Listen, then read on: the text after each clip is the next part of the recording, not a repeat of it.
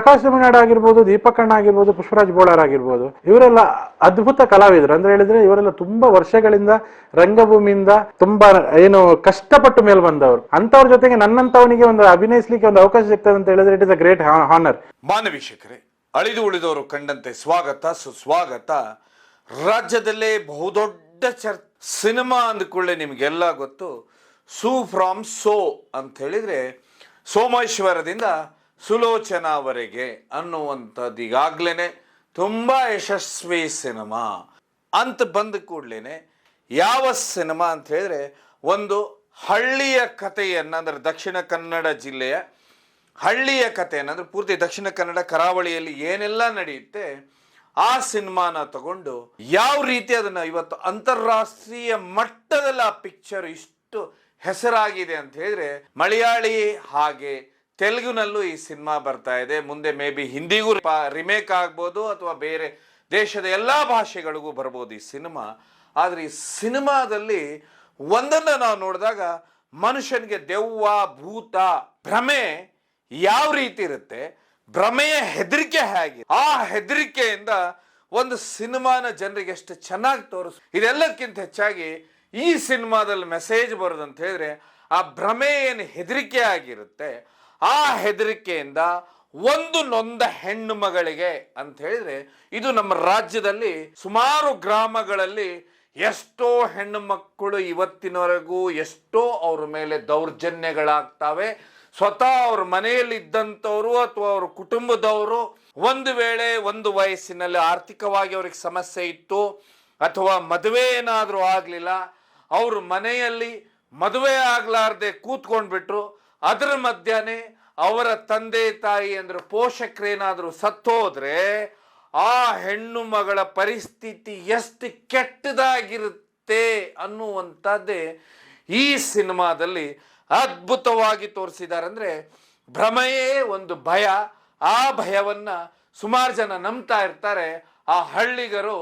ಅದು ಮುಂದೆ ಯಾವ ರೀತಿ ಆ ನೊಂದ ಹೆಣ್ಣು ಮಗಳಿಗೆ ನ್ಯಾಯ ಕೊಡಿಸುತ್ತೆ ಅನ್ನುವಂಥದ್ದೇ ಈ ಸೂ ಫ್ರಾಮ್ ಸೋ ಸಿನಿಮಾದ ಒಂದು ಲೈನ್ ಹೋಗೋದು ಕತೆ. ಇದು ನಾನು ಪೂರ್ತಿ ಇಲ್ಲಿ ಏನು ಮಾತಾಡೋದಿಲ್ಲ, ಲೈನ್ ಯಾಕೆ ಏನು ಅಂತೇಳಿ.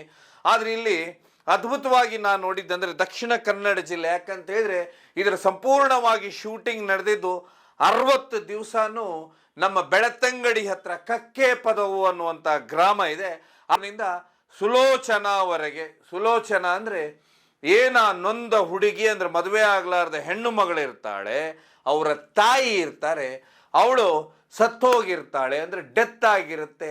ಆ ನಂತರ ಆ ಮನೆಯಲ್ಲಿ ಅವಳ ಬದುಕು ಯಾವ ರೀತಿ ಕೆಟ್ಟದಾಗಿರುತ್ತೆ, ಯಾರೆಲ್ಲ ಅವಳನ್ನು ಲೈಂಗಿಕವಾಗಿ ಬಳಸ್ಕೋಬೇಕಂತ ನೋಡಿರ್ತಾರೆ ಅನ್ನುವಂಥದ್ದೇ ಆ ಸಿನಿಮಾದಲ್ಲಿ ಸುಮಾರು ಲೈನ್ ಬರುತ್ತೆ. ಸಿನಿಮಾದಲ್ಲಿ ತುಂಬಾ ವಿಶೇಷ ಅಂತ ಹೇಳಿದ್ರೆ, ಮೊದಲಿಗೆ ನೀವು ಸಿನಿಮಾ ಹೋದ ಕೂಡಲೇ ನಿಮ್ಗೆ ಅನ್ಸೋದು ಅಂದ್ಕೊಳ್ಳೇನೆ ಏನು ಅಂತ ಹೇಳಿದ್ರೆ, ಈ ದಕ್ಷಿಣ ಕನ್ನಡ ಜಿಲ್ಲೆ ಅಥವಾ ಕರಾವಳಿ ಭಾಗದಲ್ಲಿ ಏನಾಗುತ್ತಂದ್ರೆ, ಈ ವರ್ಷದಲ್ಲಿ ತಮ್ಮ ಮನೆಯಲ್ಲಿ ಯಾರು ಹಿರಿಯರ ಡೆತ್ ಆಗಿರ್ತಾರೆ ಅವ್ರಿಗೆ ಏನು ಮಾಡ್ತಾರೆ ಅಂದರೆ, ಮನೆ ಒಳಗೆ ಅವ್ರು ಏನು ತಿಂಡಿ ತಿನಿಸು ಏನೇನು ತಿಂತಿರ್ತಾರೆ ಅಂದರೆ ನಾನ್ ವೆಜ್ಜು, ಈ ರೀತಿ ಚಿಕನ್ನು ಮೀನು ಎಲ್ಲವನ್ನು ಬಳಸಿಡುವಂಥದ್ದು. ಆದರೂ ಆ ಬಳಸಿಟ್ಟು ಅವ್ರು ಏನು ಮಾಡ್ತಾರೆ ಅಂದ್ರೆ ಹೊರಗೆ ನಿಂತ್ಕೊಳ್ತಾರೆ. ನಮ್ಮವ್ರು ಅಂದರೆ ಹಿರಿಯರು ಬಂದು ಮನೆಯಲ್ಲಿ ತಿಂದು ಹೋಗಲಿ ಅಂತೇಳಿ ಎಲ್ಲ ಕೈ ಮುಗಿದು ಬೇಡ್ಕೊಂಡು ಇದು ಪ್ರತಿ ವರ್ಷ ಅಲ್ಲಿ ನಡೆಯುತ್ತೆ. ಅದನ್ನು ತುಂಬ ಅದ್ಭುತವಾಗಿ ತೋರಿಸಿದಾಗ ಅಲ್ಲಿ ಸುಮಾರು ಬಾಡೂಟ ಯಾವಾಗಿರುತ್ತೆ, ಅಲ್ಲಿ ಏನಂದರೆ ಸ್ವಲ್ಪ ಜನ ಎಣ್ಣೆ ಹೊಡೆಯೋರು ಬರ್ತಾರೆ. ಆ ಎಣ್ಣೆ ಹೊಡೆದಾಗ ಏನೆಲ್ಲ ನಡೀತು ಅನ್ನೋದು ತುಂಬ ಸೂಕ್ಷ್ಮವಾಗಿ ತೋರಿಸಿದ್ದಾರೆ. ಅದಾದ ಮೇಲೆ ಏನು ಮದುವೆ ಆದ ನಂತರ ರಿಸೆಪ್ಷನ್, ಇತ್ತೀಚೆಗೆ ಕರಾವಳಿ ಭಾಗದಲ್ಲಿ ಏನು ನಡೆಯುತ್ತೆ, ಹುಡುಗಿನ ನೋಡಿರ್ತಾನೆ, ಅವಳನ್ನು ನೋಡು ಬರದಲ್ಲಿ ಏನೋ ಮಾಡ್ಲಿಕ್ಕೆ ಹೋಗ್ತಾನೆ. ನಂತರ ಅದು ಇಡೀ ಸಿನಿಮಾನೇ ಪಲ್ಟಿ ಆಗುತ್ತೆ. ಆ ನಂತರ ಅವನಿಗೆ ಅಂತ ಹೇಳಿದ್ರೆ ಅವನು ಅಲ್ಲಿ ಏನೋ ಒಂದು ಆಕ್ಟ್ ಮಾಡ್ಲಿಕ್ಕೆ ಹೋಗ್ತಾನೆ. ಆ ಆಕ್ಟ್ ಮಾಡಿದಂಥದ್ದು ಅಂತ ಹೇಳಿದ್ರೆ ಜನರ ಮುಂದೆ ತಾನು ಅಲ್ಲಿ ಸಿಕ್ಕಾಕೊಳ್ತೇನೆ ಅಂತ ಹೇಳಿ ಏನೋ ಒಂದು ಆಕ್ಟ್ ಮಾಡ್ಲಿಕ್ಕೆ ಹೋಗ್ತಾನೆ. ಆಕ್ಟ್ ಮಾಡಿದಂಥ ವ್ಯಕ್ತಿ ಏನಾಗುತ್ತೆ, ಮುಂದೆ ಅವನ ಮೈ ಮೇಲೆ ದೆವ್ವ ಬಂದಿದೆ, ಭೂತ ಬಂದಿದೆ, ಪಿಶಾಚಿ ಬಂದಿದೆ ಅನ್ನುವಂಥದ್ದು ಭ್ರಮೆ ಎಲ್ಲರಲ್ಲೂ ಹುಟ್ಟುತ್ತೆ. ಆ ಭ್ರಮೆ ಎಷ್ಟು ಕಾಮಿಡಿಯಾಗಿ ತಗೊಂಡೋಗುತ್ತೆ ಅಂತ ಹೇಳಿದ್ರೆ, ಇಡೀ ಅವ್ನು ನೋಡಿದ ಕೂಡಲೇ ಇಡೀ ಊರೇ ಓಡೋಗ್ಬಿಡೋದು, ಅಥವಾ ಅವನು ಬಂದ ಕೂಡಲೇ ಏನೋ ಒಂದು ಘಟನೆ ನಡೆಯುವಂಥದ್ದು, ಇದೆಲ್ಲ ಸಿನಿಮಾದಲ್ಲಿ ಇಷ್ಟು ಅದ್ಭುತವಾಗಿ ತೋರಿಸಿದ್ದಾರೆ ಅಂತ ಹೇಳಿದ್ರೆ ನೀವು ಏನಾದರೂ ಆ ಸಿನಿಮಾ ನೋಡ್ತಾ ಕೂತ್ಕೊಂಡಾಗ ಯಾವ ರೀತಿ ಸಮಯ ಹೋಯ್ತಂತ ಗೊತ್ತಾಗೋದಿಲ್ಲ. ಏನಿದು ಭ್ರಮೆ, ಈ ರೀತಿ ಭ್ರಮೆ ಅನ್ನುವ ಭಯ ಮನುಷ್ಯನಲ್ಲಿ ಏನೆಲ್ಲ ಮಾಡಿಸುತ್ತಂದಾಗ ಕೊನೆಗೆ ಹೋಗಿ ನಿಲ್ಲುವಂಥದ್ದು ಕ್ಲೈಮ್ಯಾಕ್ಸಿಗೆ. ಈ ಕ್ಲೈಮ್ಯಾಕ್ಸ್ನಲ್ಲಿ ಸಿನಿಮಾದಲ್ಲಿ ಇಂಥ ಒಂದು ಮೆಸೇಜ್ ಬರುತ್ತಂದರೆ, ಇದು ಸುಮಾರು ನಾವು ರಾಜ್ಯದಲ್ಲಿ ಸುಮಾರು ಕಥೆಗಳನ್ನು ಕೇಳಿದಾಗ ಇವತ್ತು ಸುಮಾರು ಎಲ್ಲ ಪ್ರದೇಶದಲ್ಲೂ ಮಹಿಳೆಯರ ಮೇಲೆ ಯಾವ ರೀತಿ ದೌರ್ಜನ್ಯಗಳು ನಡೀತವೆ.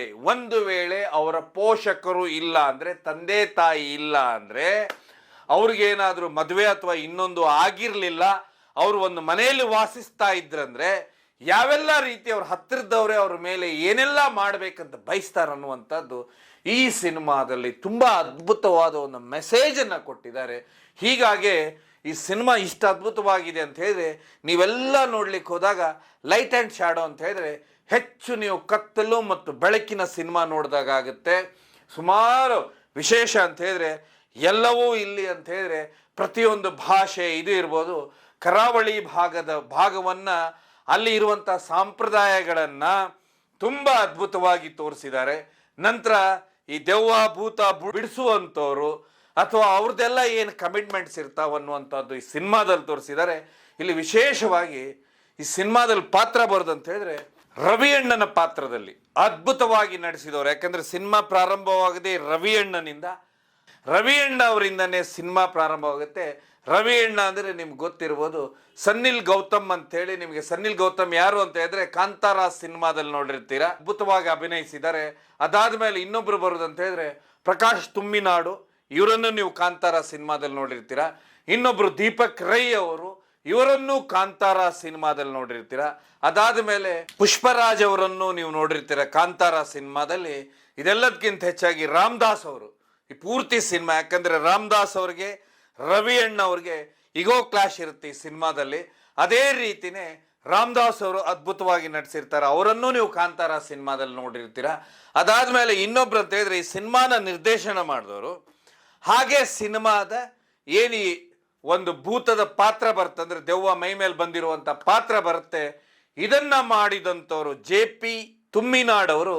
JP ತುಮ್ಮಿನಾಡ್ ಅವ್ರ ಬಗ್ಗೆ ಅಂತೂ ಹೇಳಲೇಬೇಕು. ಯಾಕಂತ ಹೇಳಿದ್ರೆ ಅವರು ತುಳುವಲ್ಲಿ ಒಂದು ಎಲ್ಲ ಗೊತ್ತು, ಕಟ್ಪಾಡಿ ಕಟ್ಟಪ್ಪ ಅಂತೇಳಿ ಆ ಸಿನಿಮಾದಲ್ಲಿ ಎದ್ದು ಅಂತೇಳಿ ಅಂತ ಹೇಳಿದ್ರೆ ಮಂಗಳೂರಿನ ತುಂಬ ದೊಡ್ಡ ಮಟ್ಟದ ಹೆಸರು ಎದ್ದು ಅನ್ನುವಂಥವ್ರು ಏನು ಆ ಸಿನಿಮಾದಲ್ಲಿ ಪಾತ್ರ ಮಾಡಿರ್ತಾರೆ, ಆ ಸಿನಿಮಾದ ಹೆಸರು ಕಟ್ಪಾಡಿ ಕಟ್ಟಪ್ಪ ಅಂತೇಳಿ, ಅದನ್ನ ನಿರ್ದೇಶನ ಮಾಡಿರ್ತಾರೆ. ಅದಕ್ಕಿಂತ ಮೊದಲು ನೀವು ಒಂದು ಸಿನಿಮಾ ನೋಡಿರ್ತೀರ, ಸಪ್ತ ಸಾಗರದ ಆಚೆ ಅಂತೇಳಿ ರಕ್ಷಿತ್ ಶೆಟ್ಟಿ ಅವರ ಸಿನಿಮಾ, ಅದರಲ್ಲಿ ಅವರು ನಟನೆ ಮಾಡಿರ್ತಾರೆ. ಅದಾದ್ಮೇಲೆ ಒಂದು ಮೊಟ್ಟೆಯ ಕತೆ ಸಿನಿಮಾನ ನೋಡಿರ್ತಾರೆ, ಇಲ್ಲಿ JP ತುಮ್ಮಿನಾಡ್ ಅವರು ಪಾತ್ರ ಮಾಡಿರ್ತಾರೆ. ಒಂದು ಮೊಟ್ಟೆಯ ಕತೆ ಅಂತ ಬಂದ ಕೂಡಲೇ ನಿಮ್ಗೆ ಗೊತ್ತು ರಾಜ್ ಬಿ ಶೆಟ್ಟಿ ಅವರು, ಯಾಕಂದ್ರೆ ಈ ಸಿನಿಮಾದ ನಿರ್ಮಾಪಕರು ಹೌದು. ಅದ್ಭುತವಾದ ನಟನೆಯನ್ನು ಈ ಸಿನಿಮಾದಲ್ಲಿ ಮಾಡಿದ ರಾಜ್ ಬಿ ಶೆಟ್ಟಿ ಅವರು. ಸಿನಿಮಾ ತೆಗಿಬೇಕಾದ್ರೆ ಒಂದು ಫಾರ್ಮುಲಾ ಇರುತ್ತೆ, ಏನಂತ ಹೇಳಿದ್ರೆ 4 ಫೈಟು, 4 ಸಾಂಗು, ತಾಯಿ ಮಗನ್ ಸೆಂಟಿಮೆಂಟು, ಒಂದು ಐಟಮ್ ಸಾಂಗ್ ಅನ್ನುವಂಥ ಸಿನಿಮಾಗಳೇನು ಒಂದು ಫಾರ್ಮುಲಾದಲ್ಲಿ ಒಂದು ಟೈಪಲ್ಲಿ ಬಂದರೆ, ಈ ಸಿನಿಮಾದಲ್ಲಿ ಒಂದು ಗ್ರಾಮದಲ್ಲಿ ಏನು ನಡೆಯುತ್ತೆ, ಮನುಷ್ಯನ ಭ್ರಮೆ ಯಾವ ರೀತಿ ಭ್ರಮೆಯ ಮನುಷ್ಯ ಒಬ್ಬ ವ್ಯಕ್ತಿಗೆ ಏನಾದರೂ ಆಗಿದೆ ಅಂದ್ಕೊಳ್ಳೇನೆ ಆ ಭ್ರಮೆಯನ್ನು ಅವನ ತಲೆ ಒಳಗೆ ಇಳಿಸ್ಕೊಂಡಾಗ ಅವನು ಯಾವೆಲ್ಲ ರೀತಿ ಆ ವ್ಯಕ್ತಿಯನ್ನ ಕಂಡ್ರೆ ಮಾಡಿಬಿಡ್ತಾ ಅನ್ನುವಂಥದ್ದು ಎಂಟೈರ್ ಇಡೀ ಸಿನಿಮಾದಲ್ಲಿ ಬರುತ್ತೆ. ಇದೆಲ್ಲದಕ್ಕಿಂತ ಹೆಚ್ಚಾಗಿ ಕೊನೆಗೆ ಯಾವಾಗ ಯಾವ ವ್ಯಕ್ತಿಯ ಮೈ ಮೇಲೆ ದೆವ್ವ ಬರುತ್ತೆ, ಯುವಕನಾಗಿದ್ದಂಥವನು ಸೀರೆ ಹಾಕ್ಕೊಂಡು ಸ್ಕೂಟರ್ ಮೇಲೆ ಹೋಗ್ತಾನೆ, ಅದು ಅಂತೂ ಅದ್ಭುತವಾಗಿ ಬಂದಿದೆ. ನಂತರ ಕರಾವಳಿ ಭಾಗದ ಒಂದು ಹಳ್ಳಿಯಲ್ಲಿ ಯಾವ ರೀತಿ ಮಾತಾಡ್ತಾರೆ, ಯಾವ ರೀತಿ ನಿಲ್ತಾರೆ, ಯಾವ ರೀತಿ ಬೀಡ ಅಂಗಡಿಗೆ ಅಥವಾ ಇನ್ನೊಂದಕ್ಕೆ ಹೋದರೆ ಸೋಡಾ ಅಥವಾ ಇನ್ನೊಂದೇನು ಕುಡಿತಾರೆ, ಅಲ್ಲಿ ಮದುವೆಗಳು ಈ ರೀತಿ ಅವರ ಕಾರ್ಯಕ್ರಮಗಳೆಲ್ಲ ಹೇಗೆ ಆಗುತ್ತೆ, ಯಾವೆಲ್ಲ ರೀತಿ ನಡೀತವೆ, ಯಾವೆಲ್ಲ ರೀತಿ ಜನ ಸಾರಿಗೆಯನ್ನು ಬಳಸ್ಕೊಳ್ತಾರನ್ನುವಂಥದ್ದು ತುಂಬ ಅದ್ಭುತವಾಗಿ ಆ ಸಿನಿಮಾದಲ್ಲಿ ತೋರಿಸಿದ್ದಾರೆ. ಇದೆಲ್ಲದಕ್ಕಿಂತ ಹೆಚ್ಚಾಗಿ ಈ ಸಿನಿಮಾ ಎಷ್ಟು ನಗುವಿನ ಹತ್ರ ತಗೊಂಡೋಗುತ್ತೆ, ನಗ್ತಾ ನಗ್ತಾ ನೀವು ಹೋಗ್ತೀರಾ. ಕೊನೆಗೆ ಆ ಹೆಣ್ಣು ಮಗಳದು ಒಂದು ಮನೆಯಲ್ಲಿ ಮದುವೆ ಆಗಲಾರ್ದ ಹೆಣ್ಣುಮಗಳ ಬದುಕು ಯಾವ ರೀತಿ ಆಗುತ್ತೆ ಅಥವಾ ಯಾವ ರೀತಿ ಬದುಕಿರುತ್ತನ್ನುವಂಥದ್ದು. ಇದೆಲ್ಲದಕ್ಕಿಂತ ಹೆಚ್ಚಾಗಿ ಒಂದು ವೇಳೆ ಅವಳಿಗೆ ಮದುವೆ ಆಗಿಲ್ಲ ಅಂದರೆ ಏನಾದರೂ ಬಹಿರಂಗವಾಗಿ ಮದುವೆ ಆಗ್ತೇನೆ ಅಂತ ಹೇಳಿಬಿಟ್ರೆ ಯಾರೆಲ್ಲ ಮದುವೆ ಆಗ್ಲಿಕ್ಕೆ ತಯಾರಾಗಿಬಿಡ್ತಾರೆ, ಊರವ್ರು ತಯಾರಿ ಮಾಡಿಬಿಡ್ತಾರೆ ಅನ್ನುವಂಥದ್ದು, ನಮ್ಮಿಂದ ಕಾಟ ತಪ್ಪಿಸ್ಕೊಂಡ್ರೆ ಸಾಕಾಗಿದೆ ಅನ್ನುವಂಥದ್ದು ಎಲ್ಲವನ್ನು ತುಂಬ ಸೂಕ್ಷ್ಮವಾಗಿ ಈ ಸೂ ಫ್ರಾಮ್ ಸೋದಲ್ಲಿ ಎಲ್ಲವನ್ನೂ ಅದ್ಭುತವಾಗಿದೆ. ಕೆಲವೊಂದು ಕಡೆ ಬಂದಿರುವಂಥ ಸುದ್ದಿನ ನಾನು ಕೇಳಿದಾಗ ನನಗೆ ಆಶ್ಚರ್ಯ ಅನ್ನಿಸ್ತು. ಹಿಂದೆ 20 ವರ್ಷದಿಂದ ಬ್ಲ್ಯಾಕ್ ಟಿಕೆಟ್ ಅನ್ನುವಂಥದ್ದು ನಡೀತಾ ಇತ್ತು ಇಲ್ಲಿ ತಾಲೂಕು ಮತ್ತು ಜಿಲ್ಲಾ ಭಾಗದಲ್ಲಿ, ಅದರಲ್ಲಿ ವಿಶೇಷವಾಗಿ ಉತ್ತರ ಕರ್ನಾಟಕದಲ್ಲಿ. ಅಂಥಲ್ಲಿ ಈಗ ಬ್ಲ್ಯಾಕ್ ಟಿಕೆಟ್ ಅನ್ನುವಂಥದ್ದೇ ಇರಲಿಲ್ಲ. ಬ್ಲ್ಯಾಕ್ ಟಿಕೆಟ್ ಮಾರುವಂಥದ್ದು ಹಿಂದೆ ನೀವೇನಾದರೂ 20 ವರ್ಷದ ಹಿಂದೆ ಸಿನಿಮಾ ಥಿಯೇಟ್ರ್ಗಳಿಗೆ ಹೋದರೆ ಇದು ತುಂಬ ಸರ್ವೇ ಸಾಮಾನ್ಯ. ಬ್ಲ್ಯಾಕ್ ಟಿಕೆಟ್ ಮಾರುವಂಥದ್ದು ಅಂದರೆ 50 ರೂಪಾಯಿ ಟಿಕೆಟ್ ಇತ್ತಂದ್ರೆ 100-150 ರೂಪಾಯಿ ಮಾರುವಂಥದ್ದು. ಆ ಬ್ಲ್ಯಾಕ್ ಟಿಕೆಟನ್ನು ಮಾರುವಂಥವ್ರು ಈ ಸಿನಿಮಾ ಅಂದರೆ ಅಷ್ಟು ಸಿನಿಮಾ ಜನಜಂಗೂಳಿಯಿಂದ ಥಿಯೇಟ್ರ್ ಮುಂದೆ ಜನ ಸೇರ್ತಾ ಇದ್ದಾರಂತೆ. ಹೀಗಾಗಿ ಬ್ಲ್ಯಾಕ್ ಟಿಕೆಟ್ ಮಾರ್ತಾ ಇದ್ದಾರೆ ಅಂತೇಳಿ ನನಗೊಂದು ಸುಮಾರು ಕಡೆಯಿಂದ ನನಗೆ ಸುದ್ದಿ ಬಂತು. ತುಂಬ ಆಶ್ಚರ್ಯ ಅನ್ನಿಸ್ತು. ಹೀಗಾಗೇ ಈ ಸಿನಿಮಾ ನೋಡಿದಾಗನೇ ಅನಿಸಿದ್ದು, ಯಾಕೆ ಈ ರೀತಿಯ ಸಿನಿಮಾಗಳನ್ನು ಸಮಾಜದಲ್ಲಿ ಒಂದು ಸ್ಥಾನದಲ್ಲಿ ನಿಲ್ಲುತ್ತೆ ಅನ್ನುವಂಥದ್ದು ತುಂಬ ಅದ್ಭುತವಾಗಿದೆ. ಹೀಗಾಗಿ ನಾನು ಈ ಸಿನಿಮಾದ ಪೂರ್ತಿ ಏನು ಕತೆ ಹೇಳುವುದಿಲ್ಲ, ದಯವಿಟ್ಟು ನೀವು ಹೋಗಿ ನೋಡಿ. ಸೂ ಫ್ರಾಮ್ ಸೋ ಸಿನಿಮಾನ ನೋಡಿ, ಯಾಕಂದರೆ ಸಿನಿಮಾ ಅಷ್ಟೇ ಅದ್ಭುತವಾಗಿದೆ.